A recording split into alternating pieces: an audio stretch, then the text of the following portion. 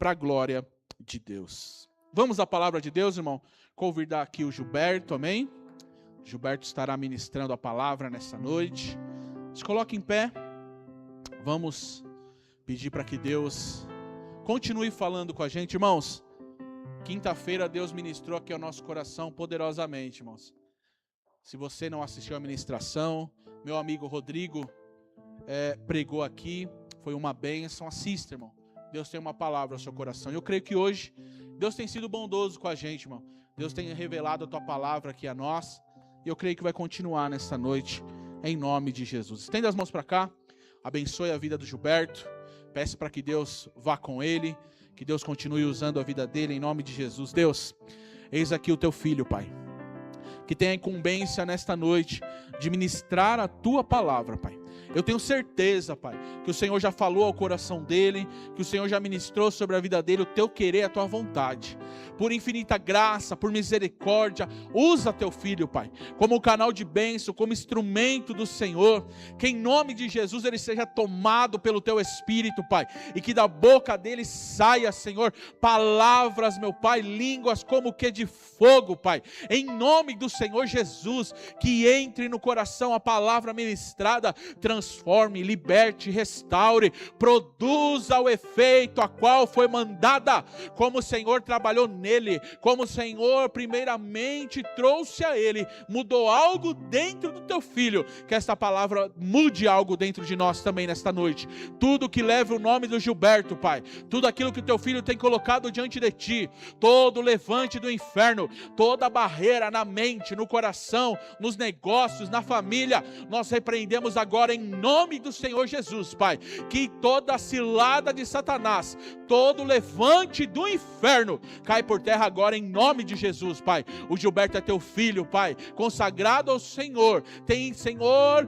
entendido a necessidade, Pai, de ser trabalhado por Ti, e tem caminhado nesse sentido, Pai. Ajuda ele, preserva, guarda, transforma e continua revelando a Tua palavra a ele, em nome de Jesus. Amém.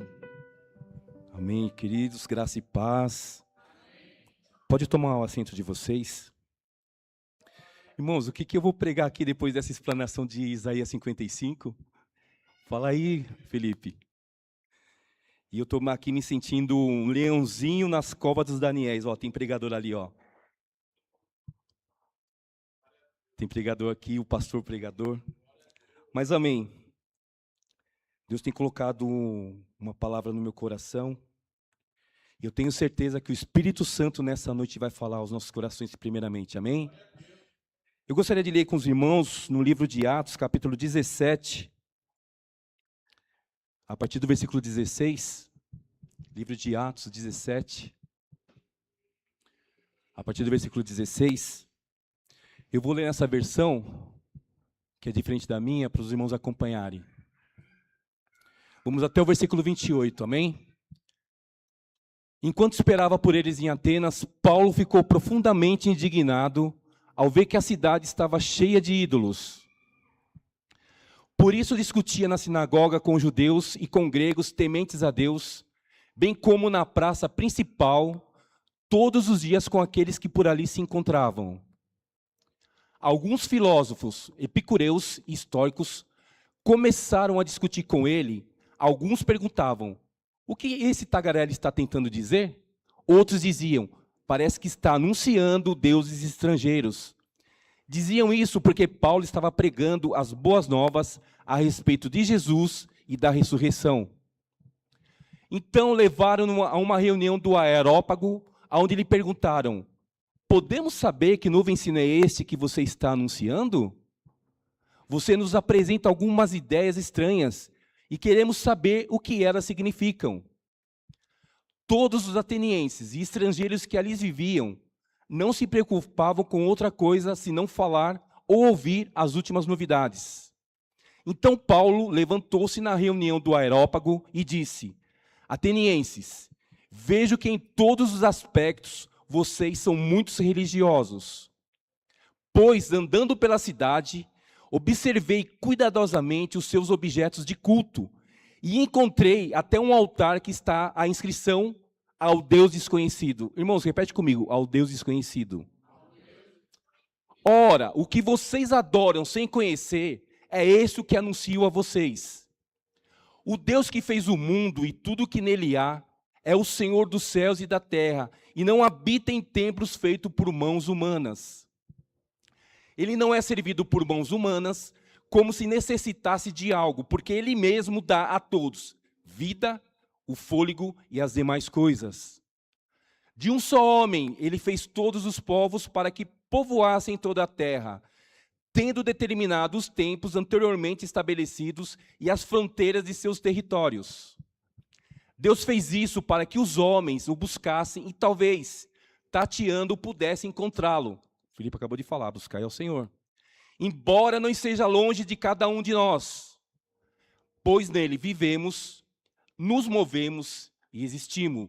Como alguns dos poetas de vocês disseram, também somos descendência dele. Amém? Até aqui. Irmãos, uma coisa que me chamou a atenção quando eu estava lendo essa passagem, e eu vou pontuar algumas coisas aqui. Uma delas está no versículo 23. Volta para mim, Luiz. Encontrei um altar com a inscrição, ao Deus desconhecido. Os atenienses, irmãos, eles eram um povo, um grupo de pessoas que eles eram estritamente religiosos. E Paulo ele ficou indignado, porque quando ele passeava pela cidade, ele viu o altar, para tudo quanto era tipo de Deus tinha altar.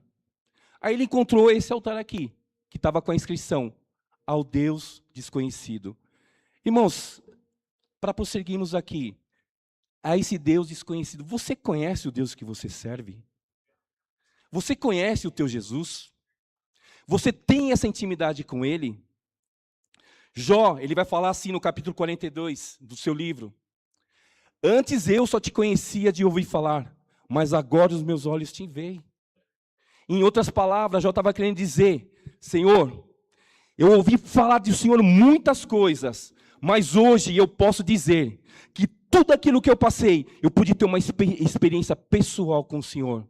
Irmãos, você conhece o Deus que você serve? Você conhece? Quem é Jesus para você? Muitos podem até falar, nossa, mas Jesus ele pode ser o meu Deus, o meu Senhor, o meu Salvador. E às vezes tem aspectos das nossas vidas que às vezes nós não conseguimos demonstrar aquilo que nós sentimos pelo nosso Deus. Quer ver um exemplo prático? Quem aqui gosta de orar? Orar é bom ou é chato? Uns vão falar que é bom, outros vão falar que é chato. Sabe por quê, irmãos? Porque essa necessidade de orar me traz essa questão aqui do conhecimento. Será que eu conheço esse Deus aqui que os atenienses chamavam de Deus desconhecido? Sabe por quê, irmãos? Quando eu conheço a Jesus, a minha oração adiante dele é uma oração de amigo. Não é aquela oração onde você vai dobrar o seu joelho e pedir. Sabe por quê, irmãos? Nós fomos ensinados errado. A religião, ela nos matou, ela nos ensinou errado. Eu ouvi há muito tempo uma frase que dizia, quanto mais oração, mais poder. Menos oração, menos poder. Errado, isso aí não existe, não está na Bíblia. Não tem isso de eu orar bastante e receber poder, orar pouco e não receber nada, não. Eles inverteram. A intenção da oração é de eu estar aonde? Perto do Senhor. Esse é o intuito principal da oração, eu estar perto do meu Deus. Então, irmãos, eu posso sentar ali e falar, Senhor, senta aqui. Eu vou falar nas minhas palavras, eu quero trocar uma ideia com o Senhor hoje. Conta da sua vida, irmãos. Fala a respeito do que você passou hoje. Vai sair de manhã para trabalhar, Senhor. Levantei, obrigado, o Senhor está me dando vida, eu vou sair para trabalhar. Senhor, esse café está... Irmãos, dá uma de louco. Começa a falar que nem o pastor Lucinho. Jesus Freak, dá uma de louco. Anda na rua, Senhor, que coisa estranha, Senhor. E conversa com Deus. Esse é o principal intuito da oração, irmãos. É de você estar perto de Deus, pertinho dele. Então os atenienses, eles sabiam que existia um Deus desconhecido, mas não sabia quem era. E Paulo estava lá para quê? Para apresentar esse Deus. Porque Paulo ele estava num ambiente, irmãos, num ambiente cheio de filósofos. Lá nós vimos lá, tinha o quê? Epicureus e os estoicos. Irmãos, pela história nós vamos ver que César, ele foi um estoico, porque ele era adepto dessa filosofia. Então ele não estava num terreno qualquer, só que o que Paulo fez? Ele usou da cultura daquela época para mudar a teologia deles. E ele mudou mostrando a quem? A Jesus, o Deus desconhecido. Irmãos, é esse Deus que nós servimos, esse Deus desconhecido, esse Deus que você pode hoje, muda esse seu pensamento de oração, muda a sua maneira de ver o Deus que você serve, porque Ele é o Deus, como diz aqui o Isaías 55, Ele está perto, está pertinho para nos abençoar, amém? Dando prosseguimento, irmãos, Atos 17, 28, eu quero destacar uma questão aqui, ó. Porque nele vivemos, nos movemos e existimos. Só essa primeira parte. Vocês sabem que isso aqui, irmão, essa citação desse versículo é de um poeta da época? Eu não sei o nome, ele tem um nome... É um nome estranho. Eu não pesquisei, mas ele é um poeta. Essa citação que Paulo está fazendo aqui, ó. Porque nele vivemos, nos movemos e existimos. É a citação de um poeta na época. Mas eu quero destacar nessa passagem apenas uma palavra. Porque nós sabemos que em Deus nós vivemos porque Ele é a nossa vida. Nós existimos porque nós temos uma identidade em Deus. Mas eu quero destacar aqui a palavra movemos. Amém? Quando eu falo mover aqui, a palavra mover, ela vem de confirmação do que o pastor pregou aqui na quinta-feira. O mover, irmão, o principal característica da palavra mover é mudança. É trazer mudança. É mudar de local. Um exemplo, se eu quiser pegar esse retorno aqui e colocar para lá, eu estou movendo ele daqui para lá. Eu estou mudando ele daqui para lá. E muita gente não gosta de mudança. Porque mudança traz tanto... Você participou de uma esse final de semana, né? Mudança, ela traz transtorno. Ninguém gosta de mudança. E o pastor Rodrigo, o irmão Rodrigo estava pregando aqui. Ele é pastor? Não. O irmão Rodrigo estava pregando aqui na quinta-feira e ele disse que a RAG vai passar por mudanças. Ela vai passar por mover. Amém? Então nós temos que o quê? Ter essa questão em nossos corações. Um outro ponto, irmãos, que eu gostaria de frisar aqui. Quando eu falo de mudança, e você vai procurar na Bíblia, em Gênesis 1, capítulo 2, você vai ver a seguinte passagem. A terra era sem forma e vazia. E o Espírito de Deus fazia o quê? Ele se movia na face do abismo. Irmãos, o que eu vejo aqui nessa passagem de Gênesis? A ordem no caos. Deus se move mesmo, estando o caos, Deus está se movendo para o quê? Para colocar ordem. Porque olha só, irmãos, enquanto o Espírito de Deus se movia no meio do caos, veio a ordem de Deus através da palavra.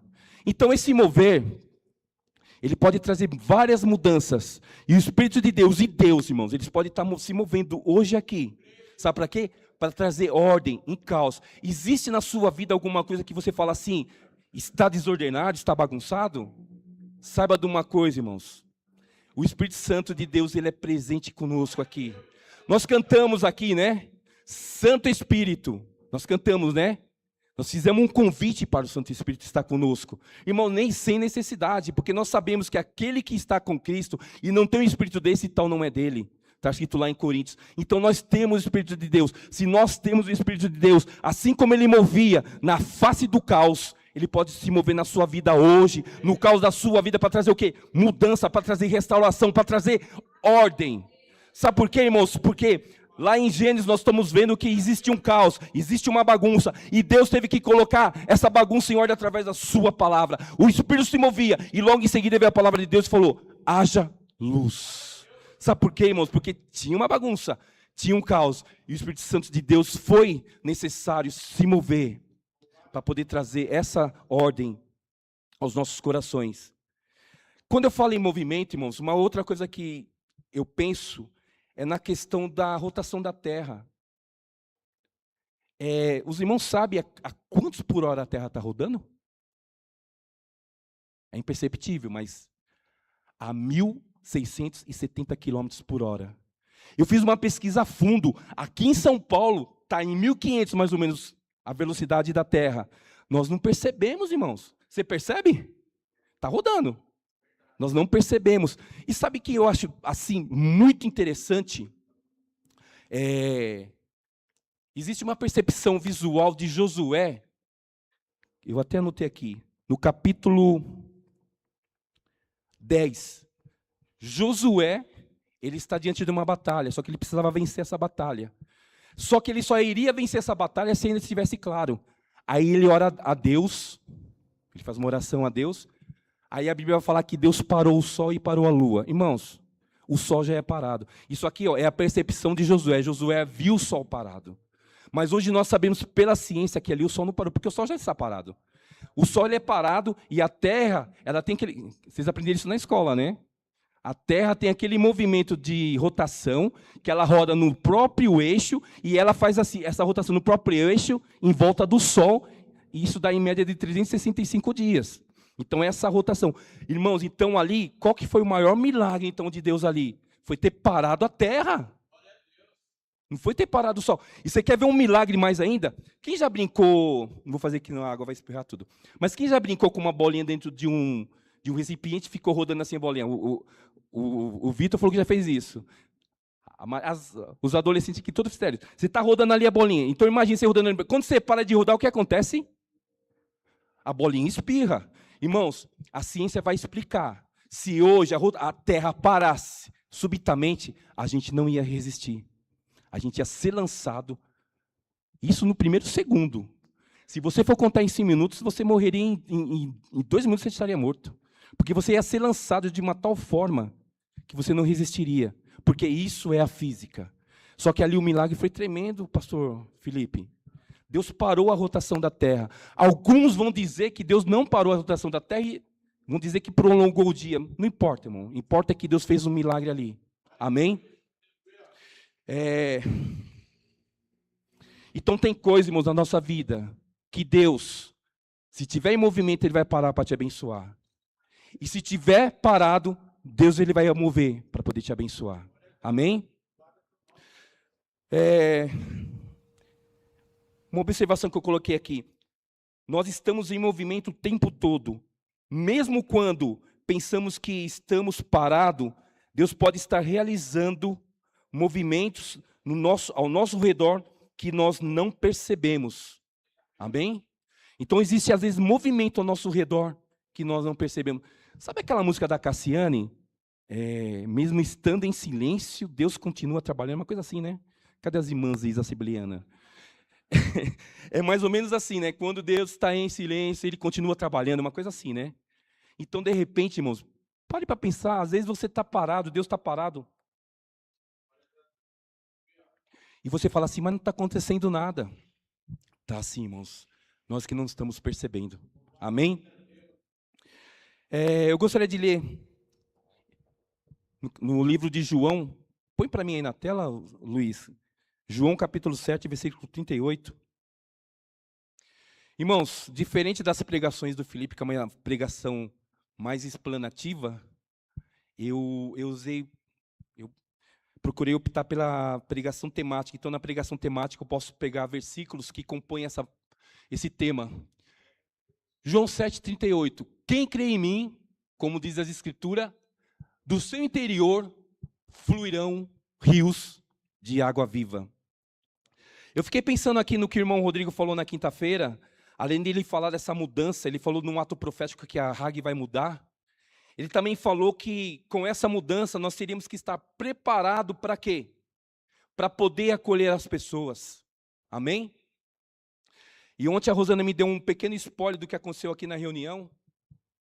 Além do estrogonofe. Que parece que estava uma bênção, né? Ela deu um spoiler comentando algumas coisas. Então nós temos que estar preparados. Mas para estar preparado, irmãos, nós temos que o quê? Aproveitar o que Deus quer gerar, um movimento em nós. Como? Quem crê em mim, como diz a Escritura. Olha aqui Deus querendo criar um movimento no seu interior. Fluirão rios de água viva. Irmão, um rio, ele jamais pode... Um rio não para, o rio ele sempre água corrente. Você jamais vai ver um rio parado. E quando você vê um rio parado, você vê aquela água parada... O que, que você consegue ver daquela água parada ou exalar daquela água parada? O mau cheiro, certo? Então, se você vê uma água parada, consequentemente, você vai sentir um mau cheiro. E quando Deus fala que do seu ventre fluirão rios de água viva, ou seja, terá um movimento interno na sua vida através do Espírito Santo, ele quer dizer que jamais vai poder ficar o mau cheiro do pecado. E quando isso acontece, irmão, sabe o que acontece? Acontece para quê? Acontece porque o rio ele não fica parado, a água parada, ela exala um mau cheiro, e isso, ela gera o quê? Gera uma sequência. Você crê em Deus pela Escritura, flui rio da sua vida. E quando flui esse rio, você está abençoando outras pessoas. Amém? Então isso aqui complementa aquilo que o irmão falou. E complementa, de repente, uma preocupação. De repente, Deus quer o quê? Fazer gerar no seu interior vida. Para quê? Para que você abençoe outras pessoas. Amém? Agora, quando a gente fala em movimento, irmãos, eu gostaria de colocar aqui uma ilustração do pastor Paulo Borges, não sei se vocês conhecem, da Igreja Sal da Terra. O pastor é uma bênção. E uma vez ele falou a respeito do movimento do moinho e do ventilador. Mas antes de fazer essa explanação, ô Luiz, faça favor para mim, coloca João capítulo 3, versículo 8.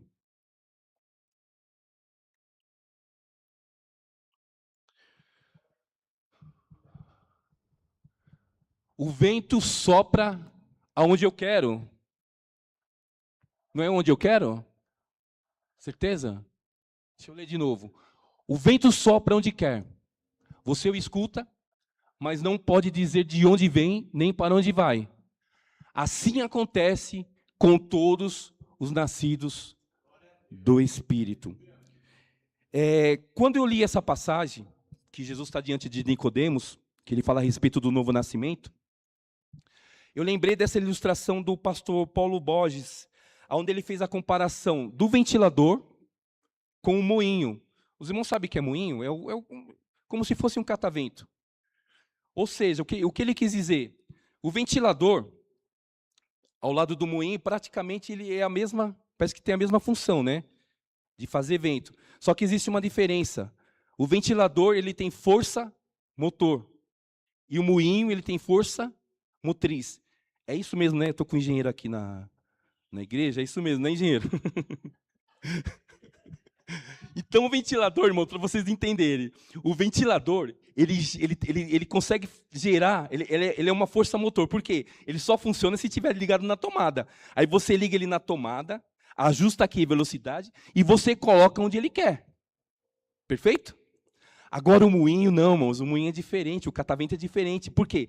O catavento ele depende do vento para girar. Se tem vento, ele gira. Se tem vento forte, ele vira forte. Se tem vento fraco, ele vira fraco. Se não tem vento nenhum, ele não vira. Sabe que ilustração é essa?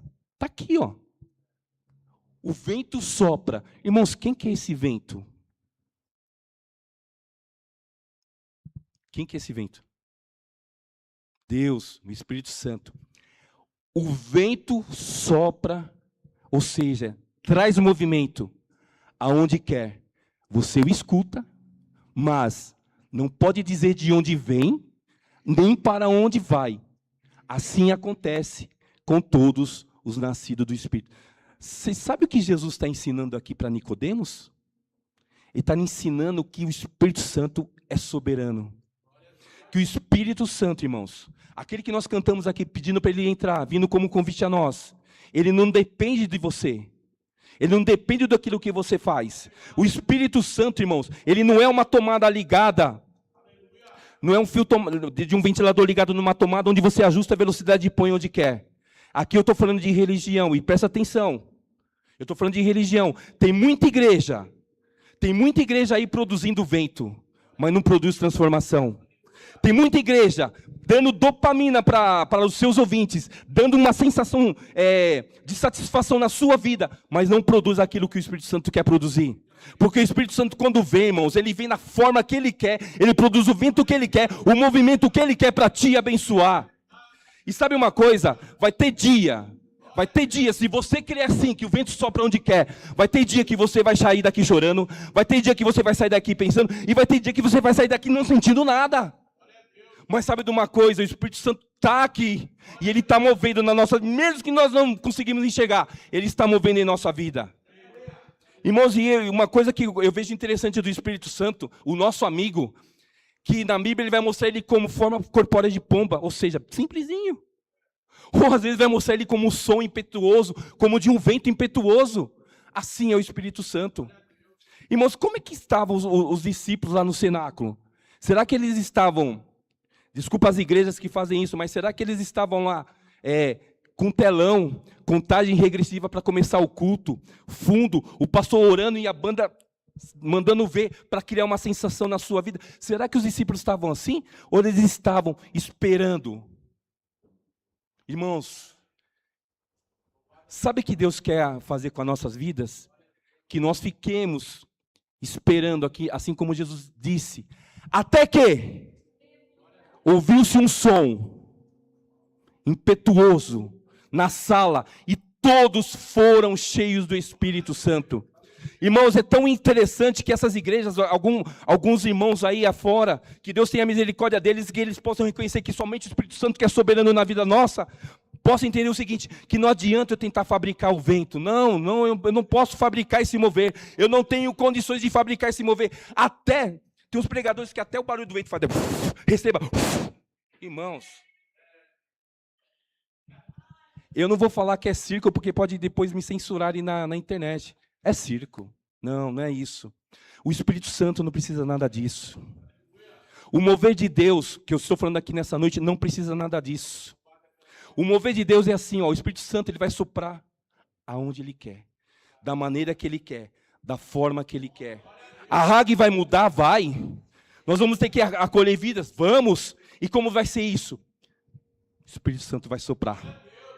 Rios de águas vivas vão fluir do nosso ventre. E você vai estar pronto para quê? Para abençoar.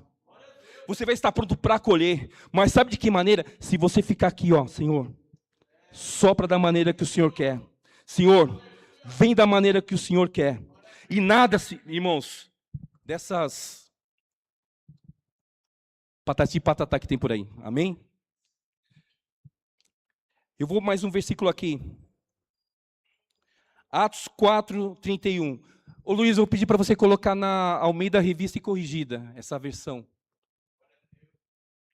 Atos 4:31.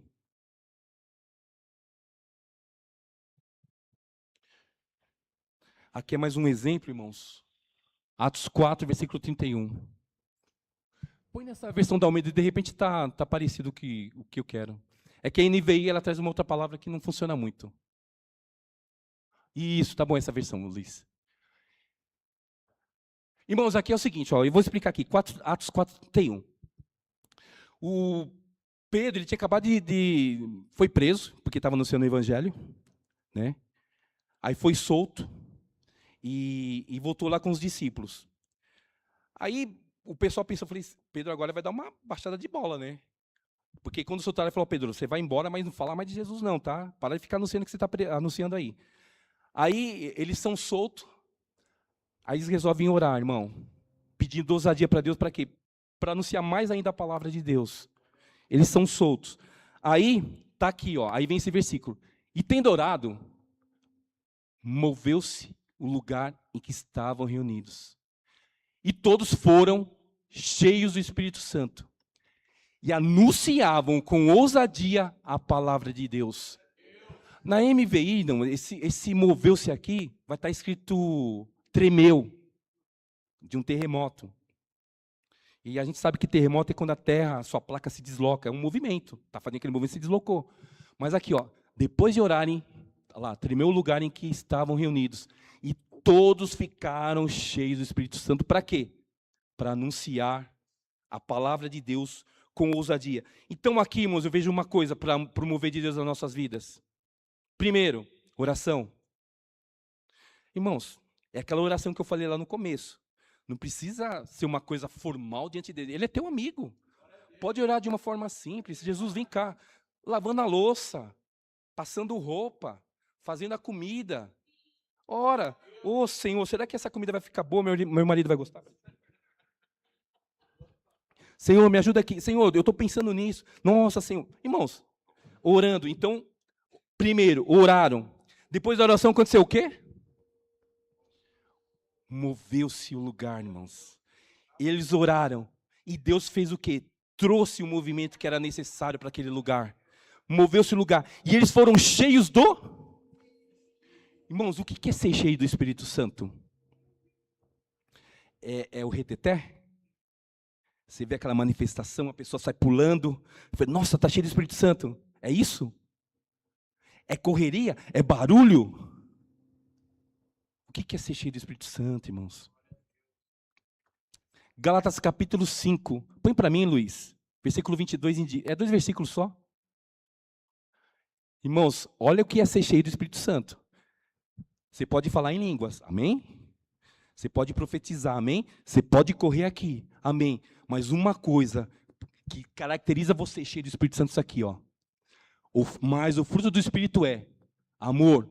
Você tem amor, gozo, paz, longanimidade, benignidade, bondade, fé, mansidão, temperança. Próximo. Contra essas coisas não há lei. Sabe por quê, irmãos? Porque contra essas coisas, volta para mim, Luiz. Significa que eu estou cheio do Espírito Santo. Amém? O pastor Felipe vai colocar música para pregar. Eu vou ter que colocar uma música aqui, amém? Irmãos, eu vou pedir para o Luiz soltar uma música aqui para mim. Vou convidar vocês a ouvirem essa música. Alguns já ouviram essa música, alguns já cantaram essa música, mas ouve, irmãos, como se fosse uma oração. Ouve, quiser fechar os seus olhos, feche, mas ouve a mensagem dessa música. Essa música ela está retratada em Ezequiel 37, no Vale dos Ossos Secos. E ali foi um grande mover do Espírito Santo. Mas presta atenção, irmãos, nessa música. Sabe por quê? Porque essa música praticamente finaliza a minha pregação. E ela diz aquilo que eu não pude expressar. Em palavras, ela vai expressar para nós nos acordes. Pode soltar, Luiz. Nós vamos fechar nossos olhos, fica da sua maneira, mas presta atenção na letra.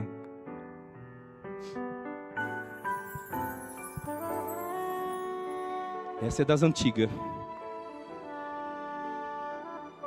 Presta atenção.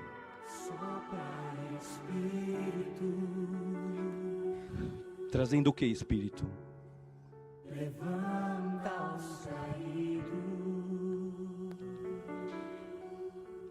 Presta atenção, irmãos. Restaura as feridas, dores antigas, vem pra curar. Só o teu soprar faz isso nas nossas vidas, Senhor. Sopra Espírito. Espírito Santo. Trazendo vida,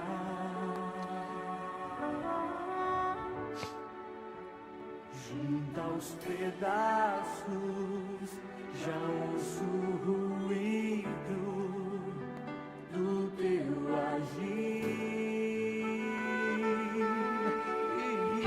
Olha o que o Espírito Santo faz, irmãos.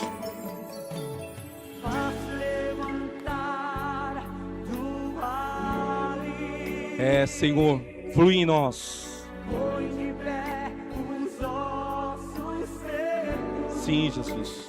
Com teu poder. Senhor. Vem restaurar da multidão de caídos. Você vai ter que acolher eles, irmãos.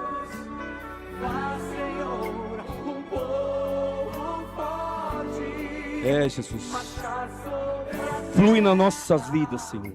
Quando o vento soprar. Jesus. Quando o vento soprar, tudo vai se mover. Tudo volta ao lugar. Olha a ordem aí.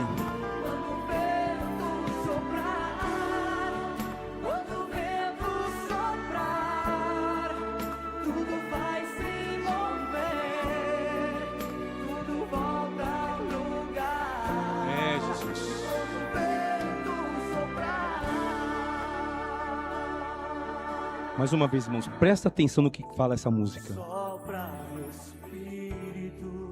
E ele sopra onde quer, irmãos. Trazendo Sempre, Senhor. Sopra e traz vida para nós, Senhor.